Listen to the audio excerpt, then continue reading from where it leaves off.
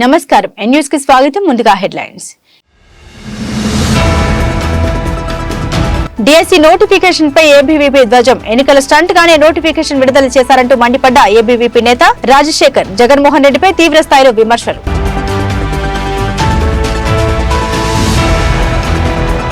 టిడ్కో ఇళ్లపై పోరాటానికి సిద్ధపడిన జనసేన నేత జానీ మాస్టర్ ఈ నెల 10న 1000 మందితో నిరసన చేపడుతున్నట్లు వెల్లడి. టిడ్కో లబ్ధిదారులపై ఇప్పటి వరకు పడిన అద్దె భారాన్ని ప్రభుత్వం భరించాలని డిమాండ్.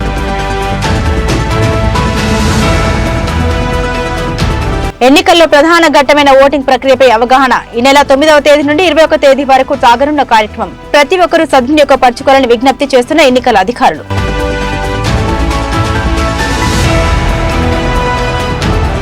ఆశా వర్కర్ల మహాధర్నా కార్యక్రమాన్ని భగ్నం చేసిన పోలీసులు. అర్ధరాత్రి సమయంలో మహిళల్ని అరెస్టు చేయడంపై బగ్గుమంటున్న ఆశా వర్కర్లు. ఎన్నికల్లో సరైన బుద్ధి చెప్తామంటూ హెచ్చరికలు.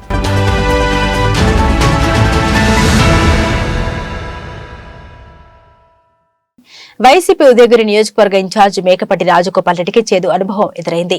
గడప గడపకు మన ప్రభుత్వం కార్యక్రమం నిర్వహిస్తున్న సమయంలో జలందంకి మండలం గోపన్నపాలెం గ్రామంలో గ్రామస్తులు నిలదీతల పర్వానికి శ్రీకారం చుట్టడంతో రసాభాసాగా మారింది. వైసీపీకి ఓటు వేసి తప్పు చేశామన్న యోచనకు వచ్చేలా స్థానిక సర్పంచ్ తో పాటు మరో నేత వ్యవహార శైలి ఉందంటూ వైసీపీ ఉదయగిరి నియోజకవర్గ ఇన్ఛార్జ్ మేకపాటి రాజగోపాల్ రెడ్డికి గ్రామస్తులు ఆవేదన వెళ్లగక్కుతున్నారు. వైసీపీ ఉదయగిరి నియోజకవర్గ ఇన్ఛార్జ్ మేకపాటి రాజగోపాల్ రెడ్డిని నిలదీసిన గోపన్నపాలెం గ్రామస్తులు తాము మొట్టమొదటి నుండి వైసీపీ అభిమానులమైన ఇకపై నుండి మాత్రం వైసీపీకి సహకరించే ప్రసక్తే లేదని తేల్చి చెప్పారు.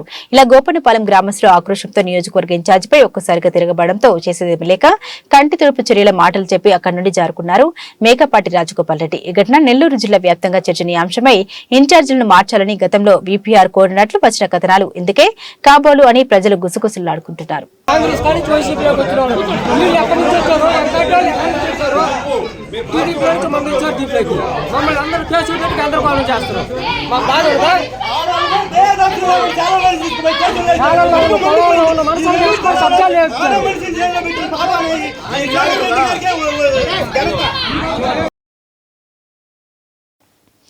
ఎన్నికల ముందు పాదయాత్ర చేసే సమయంలో నిరుద్యోగులపై డిఎస్సీ ఆశావాహులపై హామీలు వర్షం కురిపించిన జగన్మోహన్ రెడ్డి అధికారం చేపట్టిన వెంటనే వాటన్నింటినీ విస్మరించి నేటి వరకు కాలం గడిపి నేడు కంటి తుడుపుగా 6000 పోస్టులను విడుదల చేయడం హేయమైన చర్య అని అఖిల భారతీయ విద్యార్థి పరిషత్ రాష్ట్ర సంయుక్త కార్యదర్శి రాజశేఖర్ పేర్కొన్నారు.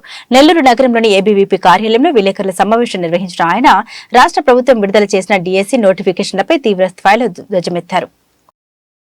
ఏరు దాటిన తర్వాత తెప్ప తగిలేసిన చందంగా రాష్ట్రంలో ఉన్న అధికారంలో ఉన్న జగన్మోహన్ రెడ్డి ప్రభుత్వ తీరు ఉందంటూ దుయ్యబట్టారు. ఎన్నికలకు ముందు ఇచ్చిన హామీలకు అధికారం చేపట్టినప్పుడు విస్మరించి 4 ఏళ్లు గడిచిపోయిన తర్వాత ఎన్నికల సమయం దగ్గర పడుతున్న తరుణంలోనే డిఎస్సీ నోటిఫికేషన్ విడుదల చేయడంలో ఆంతర్యం ఏమిటో చెప్పాలంటూ ప్రశ్నించారు. ఎన్నికల స్టంట్ గా డిఎస్సీ ఉద్యోగుల్ని వినియోగించుకుంటున్న జగన్మోహన్ రెడ్డికి మాకు ఉంది ఓటు మీకు ఉంది వేటు అన్న నినాదంతో సరైన రీతిలో బుద్ధి చెప్తామని హెచ్చరించారు. 2019లో అధికారంలోకి ఏర్పడినటువంటి ఈ యొక్క వైసీపీ ప్రభుత్వం 2019లో జగన్మోహన్ రెడ్డి అనే నేను అని ప్రమాణ స్వీకారం చేసినప్పటి నుండి 2024 వరకు ఎందుకు మీకు మళ్ళీ ఎన్నికలు వచ్చేంత వరకు ఎందుకు మీకు డిఎస్సీ అభ్యర్థులు కనపడలేదని ఏబీవీ ప్రశ్నిస్తుంది. ఇన్ని సంవత్సరాలు డిఎస్సీ మీకు ఊసే కనపడలేదా? ఇన్ని సంవత్సరాలు 23,000 పోస్టులు మీ నోట పలికినటువంటి 23,000 ఖాళీగా ఉన్నటువంటి డిఎస్సీ అభ్యర్థులు పోస్టులు మేము భర్తీ చేస్తామని చెప్పినటువంటి జగన్మోహన్ రెడ్డి గారు ఇన్ని రోజులు మీకు ఎందుకు కనిపించలేదని చెప్పేసి ఏబీవీ ప్రశ్నిస్తాము. అయితే ప్రతి సంవత్సరం జాబ్ క్యాలెండర్ విడుదల చేస్తామని చెప్పినటువంటి జగన్మోహన్ రెడ్డి గారి మాటలు నీటి పొట్టలాగా కారిపోయాయి. నిరుద్యోగులు నెట్టెట్టా ముంచినటువంటి జగన్మోహన్ రెడ్డి గారిని ఈరోజు 2024 సార్వత్రిక ఎన్నికల్లో నట్టెట్టా ముంచడానికి నిరుద్యోగులు డిఎస్సీ అభ్యర్థులు ఉపాధ్యాయులు రాష్ట్రంలో ఉన్నటువంటి ప్రజానికం మొత్తం నడుము బిగించుకొని ఈ యొక్క ఎన్నికలకు సిద్ధంగా ఉందని చెప్పేసి ఏబీవీపీ తెలియజేసుకోవడం జరుగుతుంది. ఈ మెగా డిఎస్ఏ నోటిఫికేషన్ విడుదలైన తర్వాత మినిమం 45 రోజులు నోటిఫికేషన్ పీరియడ్ని పెట్టి ఎగ్జామ్స్ కండక్ట్ చేయాలి. ఈరోజు హడావుడిగా ఎన్నికలు వస్తున్నాయి, మనం మళ్ళీ అధికారంలోకి రావాలంటే ఏదో ఒక హామీలు ఇవ్వాలి. నిరుద్యోగులు యువత విద్యార్థులు మొత్తం మన పైన యాంటీగా ఉన్నారనేటువంటి ఒక నిర్ణయానికి వచ్చారు. కాబట్టి ఈరోజు నిన్నటి రోజున 7వ తేదీ నోటిఫికేషన్ విడుదల చేస్తారు. ఫిబ్రవరి 21వ తేదీ 22వ తేదీ వరకు ఆ యొక్క దరఖాస్తులు స్వీకరిస్తారు. ఫిబ్రవరి 27వ తేదీ టెట్ నిర్వహిస్తారు. మార్చ్ 12వ తేదీ డిఎస్సీ నిర్వహిస్తారు. మార్చి 7వ తేదీ టెట్ రిజల్ట్ ఇస్తారు. ఎందుకు ఇంత హడావుడి? కాబట్టి విద్యార్థులు చదువుకునే విధంగా, నిరుద్యోగ యువత బాగుపడే విధంగా నోటిఫికేషన్ ఇవ్వాలి తప్పనిచ్చి మీ స్వార్థానికి విద్యార్థుల జీవితాలు బలి చేయొద్దు, మీ స్వార్థానికి నిరుద్యోగుల జీవితాలు బలి చేయొద్దు అని చెప్పి ఏబీవీపీ కోరుకుంటా ఉంది. ఆంధ్ర రాష్ట్రానికి రాజధాని లేకుండా చేసిన పాలకులు ఇప్పటికైనా కాలజ్ఞాని పోతులూరి వీర బ్రహ్మేంద్ర స్వామి కాలజ్ఞానంలో చెప్పిన ప్రకారం తిరుపతిని రాజధానిగా చేసేందుకు చర్యలు చేపడతామన్న సుస్పష్టమైన వైఖరిని ప్రకటిస్తూ అధికార ప్రతిపక్ష పార్టీల అధినేతలు ఎన్నికల బరిలోకి రావాలని మాజీ కేంద్ర మంత్రి కాంగ్రెస్ పార్టీ సీనియర్ నేత చింతామోహన్ డిమాండ్ చేశారు. తిరుపతిని ఆంధ్రప్రదేశ్ రాష్ట్ర రాజధానిగా ప్రకటించాలని కోరుతూ ఉమ్మడి నెల్లూరు జిల్లా నాయుడుపేట పట్టణంలోని గడియారం సెంటర్ వద్ద స్థానిక కాంగ్రెస్ పార్టీ నేతలు కార్యకర్తలతో కలిసి ఆందోళన కార్యక్రమానికి శ్రీకారం చుట్టారు. ఉమ్మడి నెల్లూరు జిల్లా నాయుడుపేట పట్టణంలోని గడియారం సెంటర్ వద్ద స్థానిక కాంగ్రెస్ పార్టీ నేతలు కార్యకర్తలతో కలిసి ఆందోళన కార్యక్రమాన్ని చేపట్టారు. మాజీ కేంద్ర మంత్రి చింతామోహన్ ఆందోళన అనంతరం మీడియాతో మాట్లాడారు. మద్రాసు ప్రావిన్స్ రాష్ట్రం నుండి భాషా ప్రాతిపదికన ఆంధ్రప్రదేశ్ రాష్ట్రం విడిపోయిన సమయంలోనే తిరుపతిని రాజధాని చేయాలని ఆచార్య ఎన్జీ రంగ కళాన్ని వినిపించినప్పటికీ ఆనాటి ముఖ్యమంత్రి నీలం సంజీవరెడ్డి మోసపూరితంగా కర్నూలుకు అనంతరం హైదరాబాద్ కు తరలించి తిరుపతి ప్రాంత వాసులకు తీరని అన్యాయం చేశారని దుయ్యబట్టారు. గత 10 ఏళ్ల క్రితం నూతన ఆంధ్రప్రదేశ్ ఏర్పాటు సమయంలోనే తిరుపతిని రాజధాని చేయాలని కోరిన అప్పటి ముఖ్యమంత్రి చంద్రబాబు తుళ్లూరును రాజధానిగా ప్రకటిస్తే ఆ తర్వాత ముఖ్యమంత్రి అయిన జగన్మోహన్ రెడ్డి 3 ముక్కలాట ఆడుతూ రాష్ట్రానికి రాజధాని అన్నదే లేకుండా చేశారని మండిపడ్డారు. కాలజ్ఞాని బ్రహ్మం గారి మాటలను నిజం అవుతున్న తరుణంలో తిరుపతిని రాజధానిగా ప్రకటించేంత వరకు ఆంధ్రప్రదేశ్ రాష్ట్రానికి రాజధాని నిర్మాణం అన్నది పూర్తి కాదని జోష్యం తెలిపారు. మనకు రాజధాని నగరం అంటూ లేదు. తుళ్లూరు అంటే ఒకరికి ఇష్టం లేదు, వైజాగ్ అంటే ఇంకొకరికి ఇష్టం లేదు. తిరుపతి రాజధానికి ఆమోదయోగ్యం అందరికీ. అటు రాయలసీమకు గాని, వారి కోనసీమకు గాని, ఉత్తరాంధ్రకు గాని, పలనాడుకు గాని తిరుపతి అంటే ఆమోదం పలుకుతారు. కావలసిన మంచినీళ్లు కండలేరులో ఉన్నాయి. మరి 7 జాతీయ రహదారులు ఉన్నాయి, 7 విశ్వవిద్యాలయాలు ఉన్నాయి, అంతర్జాతీయ విమానాశ్రయం ఉంది, మంచి వాతావరణం ఉంది. మరి అంతేకాదు 100ల కొద్ది హాస్పిటల్ ఉన్నాయి, 100ల కొద్ది కాలేజీలు ఉన్నాయి. ఇంతకంటే అనువైనటువంటి ప్రాంతం ఆంధ్రప్రదేశ్ రాష్ట్రానికి వేరేది లేదు. మరి ఉన్నటువంటి పరిస్థితుల్లో నాయుడుపేట ఎట్టా ఉంది? అట్లాగే ఉంది గత 50-60 సంవత్సరాలుగా. మనం హైదరాబాద్ అనేది ఈ రోజు 50-60 సంవత్సరాల్లో ఎక్కడికో వెళ్ళిపోయింది. మహబూబ్ నగర్ గాని, మెదక్ గాని, ఇంకే జిల్లాలు, అన్ని జిల్లాలు ఈరోజు అభివృద్ధికి వచ్చాయి. ఈ రోజు మద్రాసు అభివృద్ధికి వచ్చిందంటే అక్కడ రాజధాని నగరం ఉండడం వల్ల. మరి అంతేకాదు ఢిల్లీ ఈ రోజు అభివృద్ధికి వచ్చిందంటే రాజధాని నగరం. మన ప్రాంతం అభివృద్ధి కావాలనంటే గోదావరి నీళ్లు ఈడక రావు, కృష్ణా జలాలు ఈడక రావు, కోనసీమకు కావలసిన జలాలు ఉన్నాయి. మనకు కనీసం ఏమీ లేకుండా ఉన్నాం. కనీసం రాజధాని నగరం అన్నా మన ప్రజలందరూ కోరుకుంటున్నారు. ప్రజల కోరిక ఇది. మరి బ్రహ్మయ్య గారు చెప్పినటువంటి ఆలోచన ఇదేం చింతామోహన్ చెప్పేది కాదు, ప్రజల ఆలోచన నేను తెలియజేస్తున్నాను. ఇది ఆమోదయోగ్యం. దీన్ని చంద్రబాబు నాయుడు ఆయన వైఖరిని తెలియజేయమని నేను సూటిగా అడుగుతున్నాను. నీకు తిరుపతి కావాలన్నా, తుళ్లూరు కావాలన్నా? జగన్మోహన్ రెడ్డిని అడుగుతున్నాను, నీకు వైజాగ్ కావాలన్నా, తిరుపతి కావాలన్నా? మీరు బయట పెట్టి చెప్పండి. ఎందుకనంటే ఇంతకంటే మించిన అవకాశం లేదు మన ప్రాంతం అభివృద్ధికి. ఇది అభివృద్ధి కావాలి. నాయుడుపేట ఒకప్పుడు ఉన్నట్టే ఉంది. పేద ప్రజల అభ్యున్నతికై నిత్యం శ్రమిస్తున్నామంటూ ప్రగల్భాలు పలికే జగన్మోహన్ రెడ్డి ప్రభుత్వం కేంద్ర ప్రభుత్వ నిధులతో ప్రతి పేదవాని సొంతింటికలు నెరవేర్చడమే లక్ష్యంగా నిర్మితమైన టిడ్కో ఇళ్లను లబ్ధిదారులకు కేటాయించకుండా పేద ప్రజల్ని అప్పుల ఊబిలోకి నెట్టుతుందని ప్రముఖ కొరియోగ్రాఫర్ జనసేన నేత జానీ మాస్టర్ వ్యాఖ్యానించారు. నెల్లూరు నగరంలోని ఓ ప్రముఖ హోటల్ నందు విలేకరుల సమావేశం నిర్వహించిన ఆయన టిడ్కో ఇళ్లను పేదలకు కేటాయించకపోవడం, ఇప్పటి వరకు వారు భరించిన అద్దె భారాలను ప్రభుత్వమే చెల్లించాలని డిమాండ్ చేశారు. రాష్ట్రంలో అనేక ప్రాంతాల్లో టిడ్కో నివాసాలు దొంగలకు అవాంఛిత ఘటనకు స్థావరాలుగా మారిపోయాయని పేర్కొన్న ఆయన పేద ప్రజలకు అండగా ఈ నెల 10వ తేదీన 1000 మంది లబ్ధిదారులతో పెద్ద ఎత్తున నిరసన చేపట్టనున్నామని స్పష్టం చేశారు. రాష్ట్రంలో జగన్మోహన్ రెడ్డి ప్రభుత్వం అరాచకాల విధ్వంసాలను సృష్టించడమే తప్ప ప్రజలకు ఉపయోగపడే ఏ కార్యక్రమానికి కూడా చేపట్టడం లేదని ధ్వజమెత్తారు.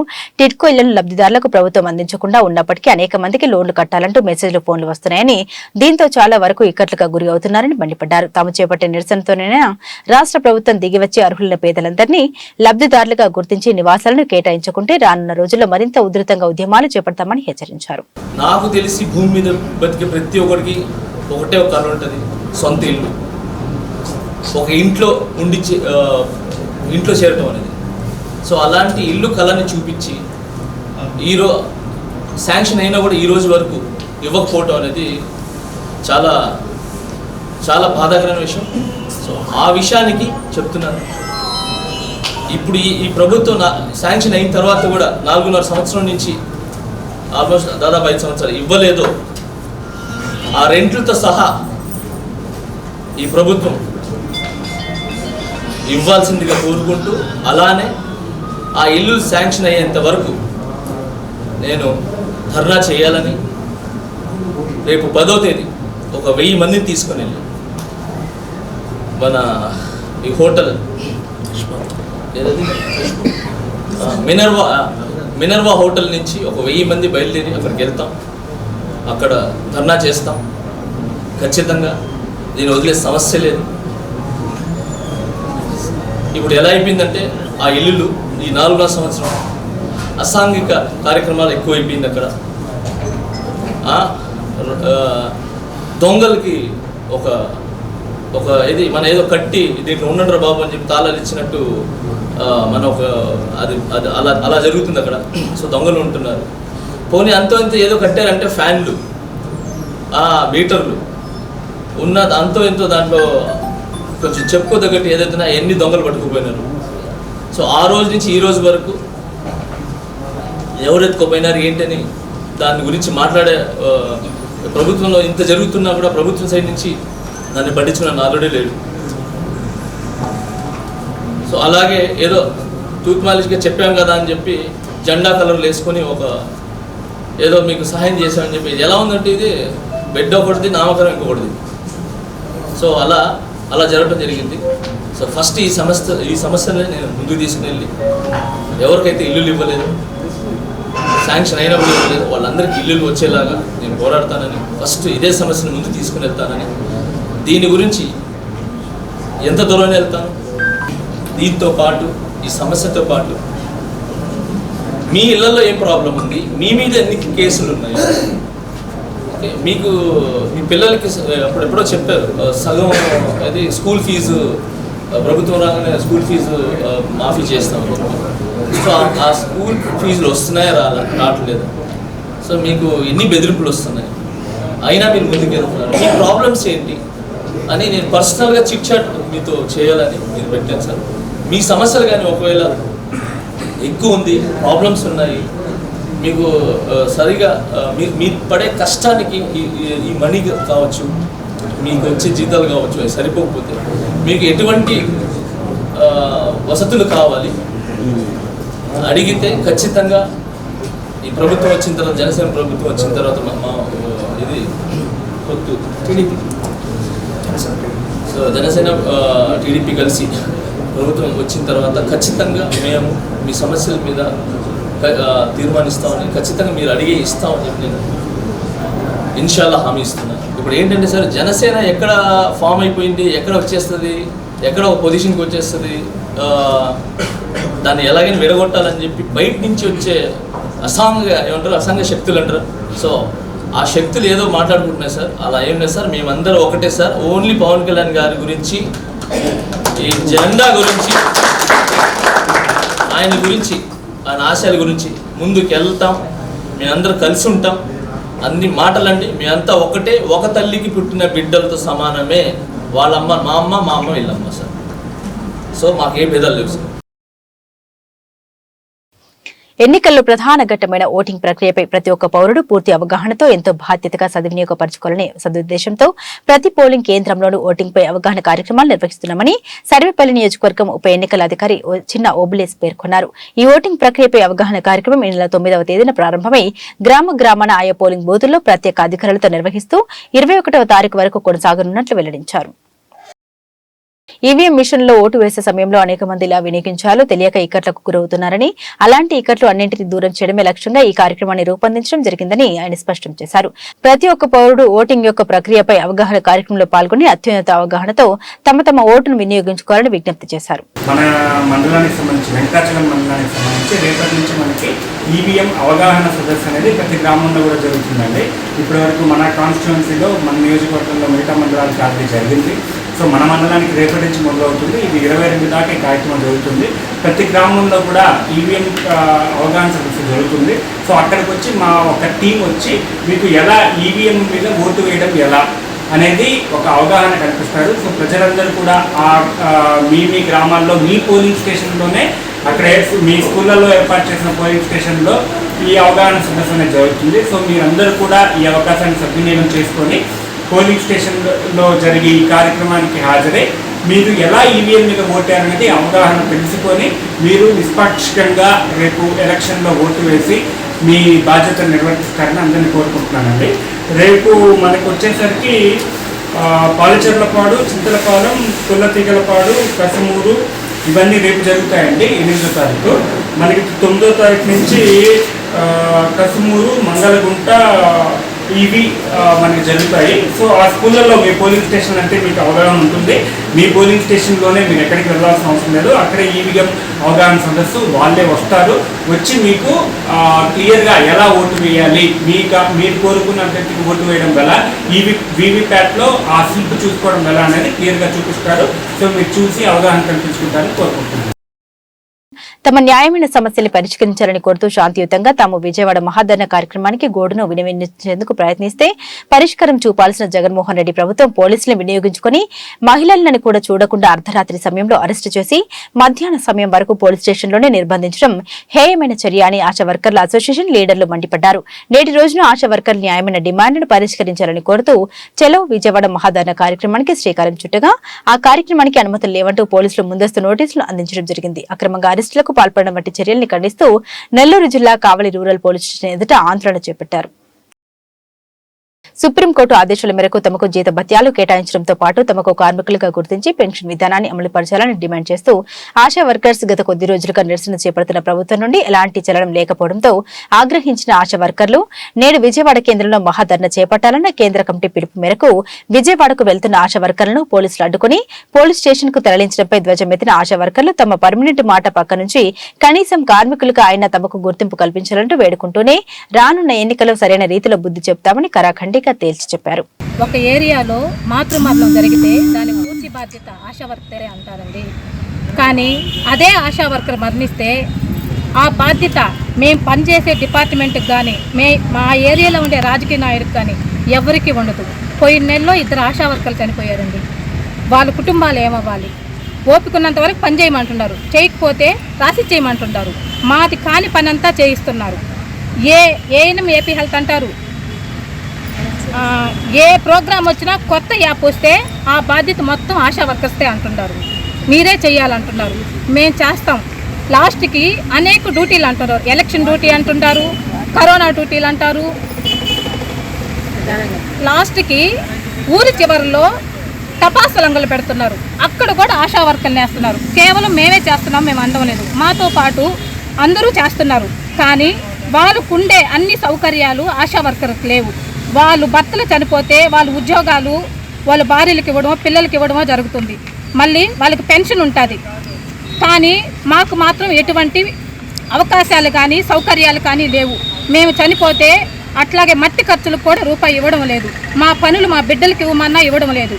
మేము చేసేది కూడా శ్రమేనని మా శ్రమను గుర్తించి మమ్మల్ని కార్మికులుగా గుర్తించాలని, మాకు పిఎఫ్ ఈఎస్ఐ సౌకర్యం కల్పించాలని, పర్మనెంట్ చేయరని మాకు అర్థమవుతుంది. ఈ పరిస్థితులను బట్టి కనీసం కార్మికులుగానా గుర్తించమని మేము ప్రభుత్వాన్ని వేడుకుంటున్నాం.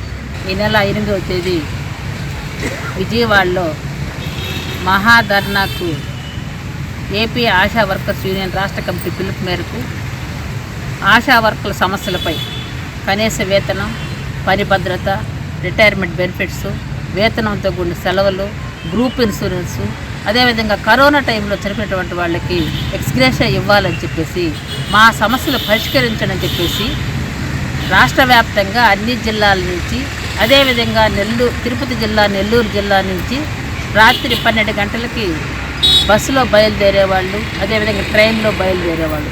దీనికి ముందు పోలీసులు ఇళ్ల చుట్టూ తిరుగుతూ వాళ్ళకి నోటీసులు ఇచ్చి సంతకాలు పెట్టుకుని ఫోటోలు తీసుకుంటూ గృహ నిర్బంధం కూడా చేయడం జరిగింది. కానీ ఆశా వర్కర్లు విజయవాడకి ఎవరిని మర్డర్ చేయడానికి పోలా, ఎవరిని ఇబ్బంది పెట్టడానికి పోలా, మా సమస్యలు పరిష్కరించండి జగన్మోహన్ రెడ్డి గారు అని తెలిపేదాని కోసం అధిక సంఖ్యలో ఆశాలు విజయవాడకు బయలుదేరు.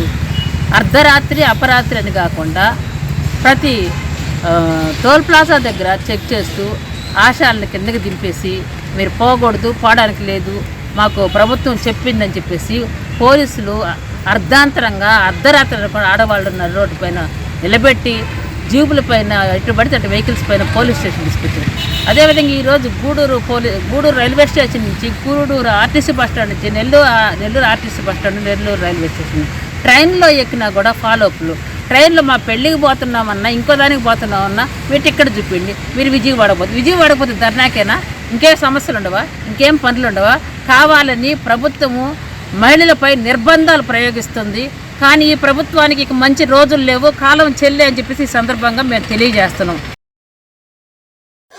నియోజకవర్గంలోని డ్రైనేజీ కాల్వల స్థితిగతుల్ని సక్రమంగా సాగుతున్నాయా లేదా అన్నదే సరైన రీతిలో పర్యవేక్షించలేని శాసనసభ్యులు ప్రసన్న కుమార్ రెడ్డి నియోజకవర్గంలో పెద్ద ప్రాజెక్టుల్ని కడతామంటూ ప్రగల్భాలు పలకడం చూస్తుంటే ఎంతో విడ్డూరంగా ఉందని కోవూరు నియోజకవర్గ టీడీపీ ఇన్ఛార్జ్ పోలంరెడ్డి దినేష్ రెడ్డి వ్యాఖ్యానించారు. గత కొద్ది రోజులుగా ప్రజలతో మమేకమవుతూ విస్తృత స్థాయిలో పర్యటన చేపడుతున్న ఆయన శాసనసభ్యులు ప్రసన్న కుమార్ రెడ్డికి సెల్ఫీ ఛాలెంజ్ వేశారు.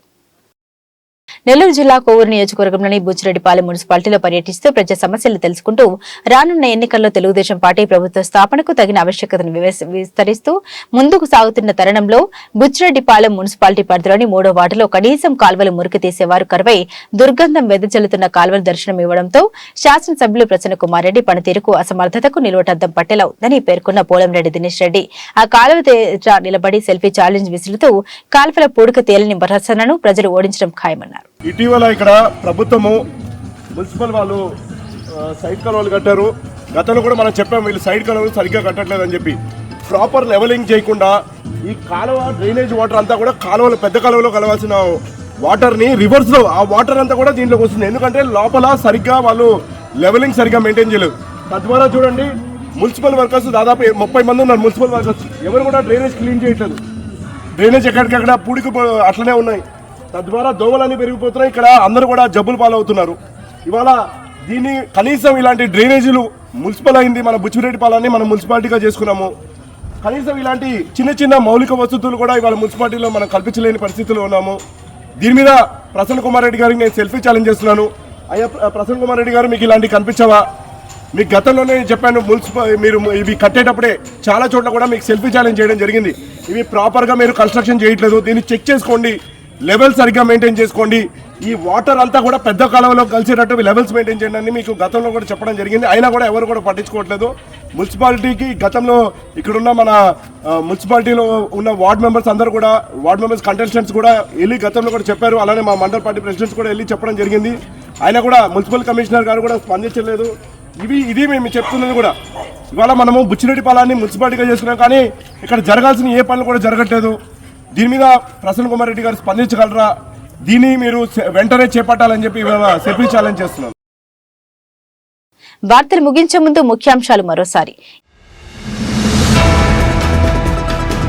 డిఎస్సి నోటిఫికేషన్ పై ఏబీవీపీ ధ్వజం. ఎన్నికల స్టంట్ గానే నోటిఫికేషన్ విడుదల చేశారంటూ మండిపడ్డ ఏబీవీపీ నేత రాజశేఖర్. జగన్మోహన్ రెడ్డిపై తీవ్ర స్థాయిలో విమర్శలు.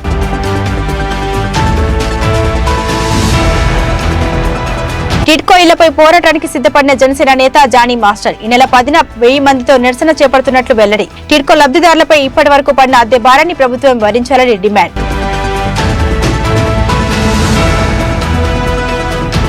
ఎన్నికల్లో ప్రధాన ఘట్టమైన ఓటింగ్ ప్రక్రియపై అవగాహన. ఈ నెల 9వ తేదీ నుండి 21వ తేదీ వరకు సాగనున్న కార్యక్రమం. ప్రతి ఒక్కరూ సద్వినియోగపరచుకోవాలని విజ్ఞప్తి చేస్తున్న ఎన్నికల అధికారులు.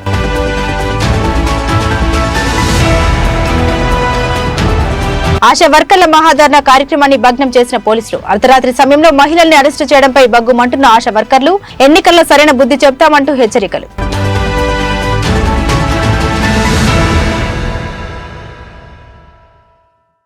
ఈ వార్తలు ఇంతటితో సమాప్తం. నమస్కారం.